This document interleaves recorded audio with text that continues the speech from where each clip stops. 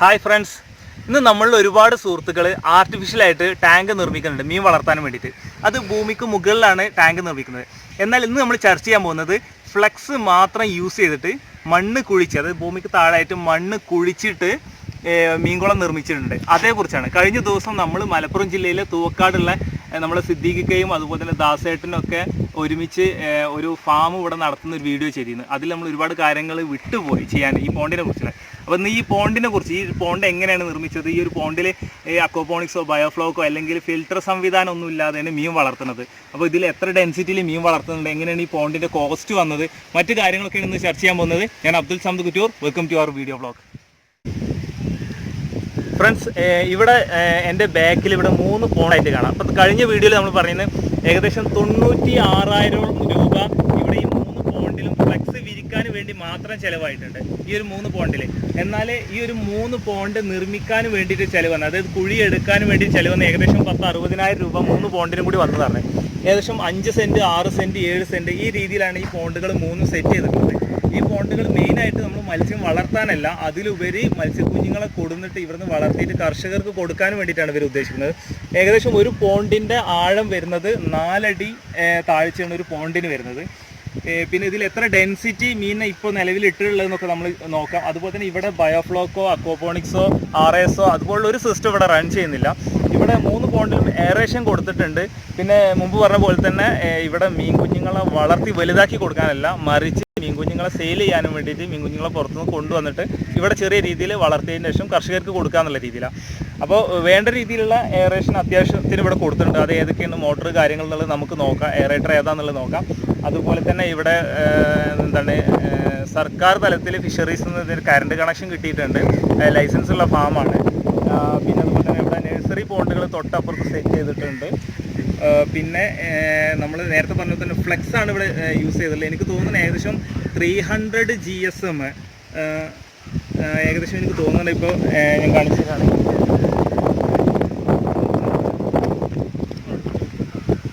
ഏകദേശം ഒരു 300 GSM flex ആണ് നമ്മൾ യൂസ് ചെയ്തിട്ടുള്ളത്. ഇപ്പോൾ നിങ്ങൾക്കിവിടെ കളർ ബാർ കാണാൻ പറ്റും, അതായത് ഇത് പ്രിന്റഡ് ഫ്ലെക്സ് ആണ്, അതായത് യൂസ്ഡ് ഫ്ലെക്സ് ആണ് ഇവിടെ യൂസ് ചെയ്തിട്ടുള്ളത്. എന്നാൽ വേറൊരു പോണ്ട് ഈ ഫാമത്തിന് സെറ്റ് ചെയ്തിട്ടുണ്ട് ആ തലക്കൽ, അത് ഞാൻ കാണിച്ചു തരാം. അവിടെ പ്രിന്റഡ് ഫ്ലെക്സ് അല്ല, അതായത് ഫ്രഷ് പീസാണ് സെറ്റ് ചെയ്തത്. അതായത് ഒരു ടീം വന്നിട്ട് ഇവിടെ സെറ്റ് ചെയ്ത് കൊടുത്തിട്ടുള്ളതാണ് ഇവർക്ക്. ഏകദേശം 96,000 രൂപ അവരുടെ ലേബർ കോസ്റ്റും അതുപോലെ തന്നെ ഈ ഫ്ലെക്സിൻ്റെ ചാർജൊക്കെ കൂടെ വന്നിട്ടുള്ളത് ഈ ഒരു 3 പോണ്ട് സെറ്റ് ചെയ്യാൻ വേണ്ടിയിട്ട്. ഹേലിയയുടെ ഏകദേശം HAP 100 എന്ന് പറഞ്ഞൊരു മോഡൽ എയറേറ്ററാണ് നിലവിൽ ഇവിടെ യൂസ് ചെയ്യുന്നത്. ഇവിടെ ഒരു നാച്ചുറൽ പോണ്ടിന് സമാനമായ പോണ്ടായതുകൊണ്ടും അത്ര വലിയ ഹൈ ഡെൻസിറ്റിയിൽ മീനിനെ വളർത്താത്തതുകൊണ്ടും കുഞ്ഞുങ്ങളെ മാത്രം ഇവിടെ കീപ്പ് ചെയ്യുന്നതുകൊണ്ടും ഇവർ ഈ ഒരു സിസ്റ്റമാണ്, ഈ ഒരു ഇത് മാത്രം ഇപ്പോൾ റൺ ചെയ്യുന്നുള്ളൂ, ഈ ഒരു എയറേറ്റർ മാത്രം. ഇപ്പോൾ നിങ്ങൾക്ക് കാണാൻ പറ്റും ഇവിടെയൊക്കെ പലതരം കുഞ്ഞുങ്ങളെ നിക്ഷേപിക്കാനും വേണ്ടിയിട്ട്, അല്ലെ കൊടുന്ന് കളക്ട് ചെയ്യാനും വേണ്ടിയിട്ടാണ് ഇപ്പോൾ നഴ്സറി പോണ്ടുകളാണ് ഇവിടെ സെറ്റ് ചെയ്തിട്ടുള്ളത്. ഇതിൻ്റെ അതുപോലെ തന്നെ ഏകദേശം ഒരു 10-30% സ്ഥലത്താണെന്നുണ്ട് ഇവിടെ ഒരു പുതിയൊരു പോണ്ടും കൂടി നിർമ്മിക്കുന്നതായിട്ട് കാണുന്നുണ്ട്. ഇതിൽ ഷീറ്റോ മറ്റൊന്നും വിരിക്കുന്നില്ല, നാച്ചുറലായിട്ട് ചെയ്യാനുള്ള രീതിയാണ്. അതായത് ഇപ്പോൾ വേനൽക്കാലമല്ലേ, ഈ സമയത്ത് നമ്മുടെ പോണ്ട് സെറ്റ് ചെയ്തിട്ട് കഴിഞ്ഞിട്ടുണ്ടെങ്കിൽ ഇപ്പോൾ ജൂണോട് കൂടി വെള്ളം എത്തി കഴിഞ്ഞിട്ടുണ്ടെങ്കിൽ കുഞ്ഞുങ്ങളെ ഇറക്കാൻ കഴിയും. ആ ഒരു രീതിയിലേക്കാണ് ഇപ്പോൾ ഇവിടെ പോണ്ട് സെറ്റ് ചെയ്തുകൊണ്ടിരിക്കുന്നത്. ഏകദേശം അതിൻ്റെ പണിപ്പുരയിലാണ് ഇപ്പോൾ നമുക്കിവിടെ കാണാൻ കഴിയും.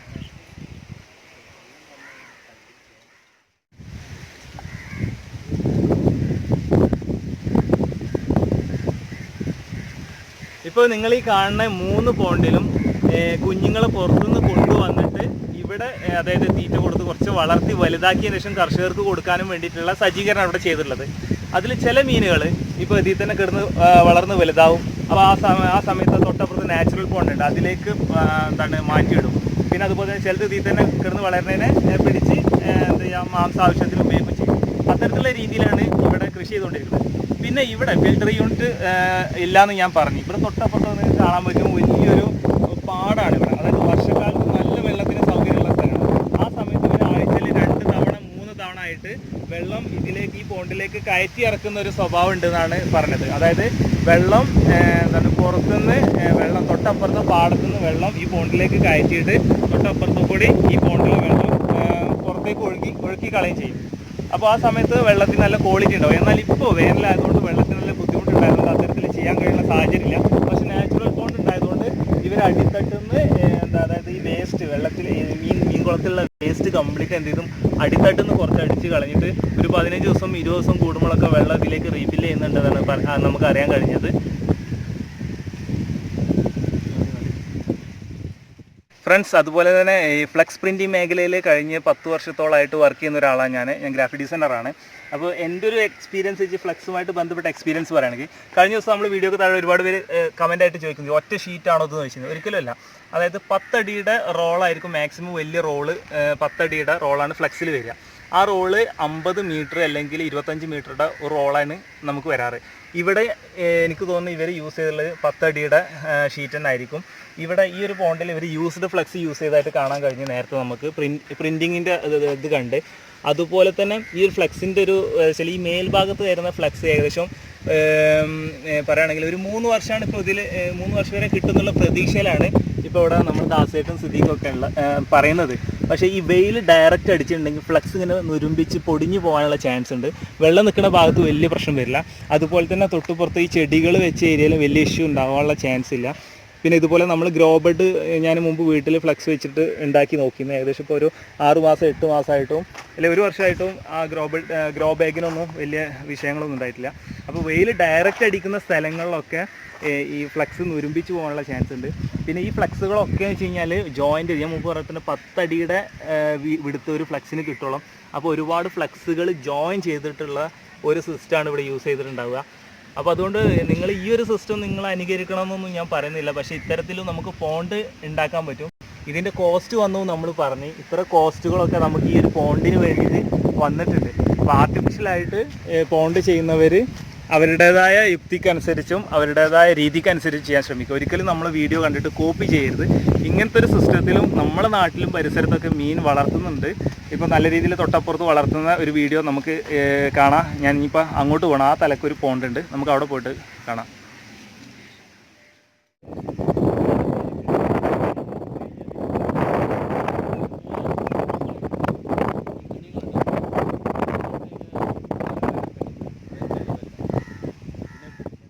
ഇപ്പോൾ നമ്മുടെ ഈ ബാക്കിൽ കാണുന്ന ഈ ഒരു പോണ്ട് ഏകദേശം 10 സെൻറ്റ് സ്ഥലത്താണ് ഈ പോണ്ട് നിർമ്മിച്ചിട്ടുള്ളത്. നമ്മൾ ആർട്ടിഫിഷ്യലായിട്ടാണ് ഈ ഒരു പോണ്ട് നിർമ്മിച്ചതായിട്ട് അവിടെ കാണുന്നത്. ഇതിൻ്റെ തൊട്ടപ്പുറത്ത് ഒരു നാച്ചുറൽ പോണ്ട് ഉണ്ട്. ആ നാച്ചുറൽ പോണ്ടിൽ വെള്ളം വറ്റിയ സമയത്ത് അതിലുള്ള മീൻകുഞ്ഞുങ്ങളെ ഇതിലേക്ക് മാറ്റുക ചെയ്തത്. ഇതിലിപ്പോൾ നമ്മൾ മുമ്പ് പറഞ്ഞ പോലെ തന്നെ ഫ്ലെക്സ് യൂസ് ചെയ്തിട്ടാണ് ഈ ഒരു കുളം നിർമ്മിച്ചിട്ടുള്ളത്. ഇവിടെ ഇവർ തുടക്കമായതുകൊണ്ട് തന്നെ എയറേഷനോ കാര്യങ്ങളൊന്നും കൊടുത്തിട്ടില്ല. ഇതിൽ നിന്ന് വെള്ളം ഓവർഫ്ലോ ആയിട്ട് ഒഴുകി പോകാനുള്ള സെറ്റപ്പൊക്കെ ചെയ്തിട്ടുണ്ട്. പിന്നെ ഫിൽട്രേഷൻ സംവിധാനമൊന്നുമില്ല. ഒരു 15 ദിവസം 10 ദിവസം കൂടുമ്പോൾ വെള്ളം മാറ്റി കൊടുക്കുക എന്നുള്ള രീതിയിൽ, അതായത് കുറച്ച് വെള്ളം മാത്രം അടിത്തട്ടിൽ നിന്ന് മോട്ടർ പമ്പ് ചെയ്തിട്ട് കളയാന്നുള്ള രീതിയിലാണ് ഒരു പ്ലാൻ ചെയ്തിട്ടുള്ളത്.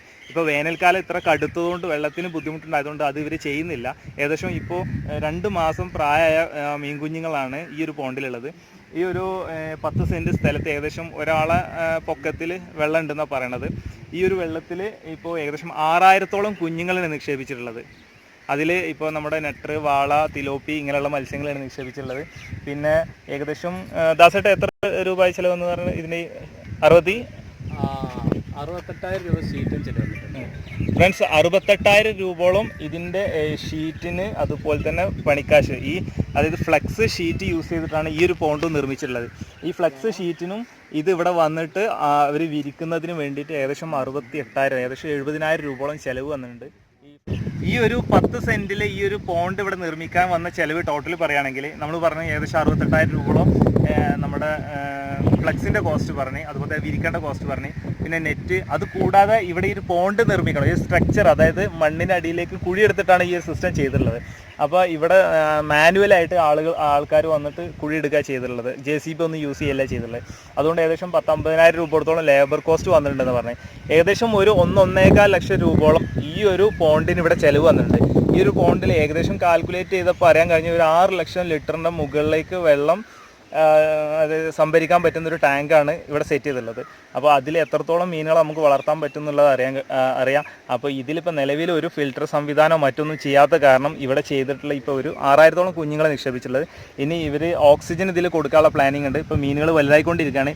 ഇപ്പോൾ വൈകിട്ട് ഒരു 6 മണി സമയമാകുമ്പോൾ മീനുകൾ മുകളിൽ വന്ന് നിൽക്കുന്നുണ്ട്, കാണാൻ കഴിയുന്നുണ്ടെന്ന് അവർ പറഞ്ഞു. ഓക്സിജൻ്റെ കുറവുകൊണ്ടാണത്. അപ്പോൾ അതുകൊണ്ട് തന്നെ തീർച്ചയായിട്ടും ഇവരത് ഓക്സിജൻ കൊടുക്കാനുള്ള പ്ലാനിങ് ഉണ്ട്. പിന്നെ ഫിൽട്ടർ സംവിധാനം ഒന്നും ഇതുവരെ ചെയ്തിട്ടില്ല. വെള്ളം കുറച്ച് അടിത്തട്ടുന്ന് അടിച്ച് കളഞ്ഞിട്ട് ബാക്കി വെള്ളം ഫില്ല് ചെയ്യാൻ വേണ്ടിയിട്ടുള്ള പ്ലാനിങ് ആണ്. അപ്പോൾ നിലവിലിപ്പോൾ വേനൽ കടുത്തുകൊണ്ടുള്ള ആ ഒരു ബുദ്ധിമുട്ടിലാണ് ഇപ്പോൾ നിൽക്കുന്നത്. ഫ്രണ്ട്സ്, നല്ല കാറ്റാണ്. അതായത് ഞാൻ പറഞ്ഞില്ല, പാടത്തിന് അടുത്താണ് ഈ ഒരു സ്ഥലം കിടക്കുന്നത്, അതുകൊണ്ട് തന്നെ നല്ല കാറ്റുണ്ട്. പിന്നെ അതുപോലെ തന്നെ കഴിഞ്ഞ വീഡിയോയിൽ ഇവിടുത്തെ ഈ ഒരു ഫാമിലെ കാഴ്ചകളാണ് മുമ്പ് നമ്മൾ അപ്ലോഡ് ചെയ്തത്. അന്ന് ഒരുപാട് പേര് ഇവിടുത്തെ ലീസിനെ കുറിച്ച് നമ്മുടെ ദാസേട്ടനും സിദ്ദീഖും ഒക്കെ ഇവിടെ ഈ ഒരു ഫാമിൽ കൃഷി ചെയ്യുന്നത് ഉദ്ദേശിച്ചിട്ടുണ്ടെങ്കിൽ ഈ ഒരു ഫാമിൻ്റെ ഓണർ ഇബ്രാഹിം കുട്ടിക്ക എന്ന് പറഞ്ഞ ആളാണ്. അദ്ദേഹം മുൻകൂടെ കൃഷി ചെയ്യുന്ന ഒരു കർഷകനാണ്. അദ്ദേഹത്തിൻ്റെ അനുഭവം ഇവർക്ക് മുതൽക്കൂട്ടാന്ന് പറയുന്നുണ്ട് ഈ ഒരു കൃഷി മുന്നോട്ട് കൊണ്ടുപോകാൻ.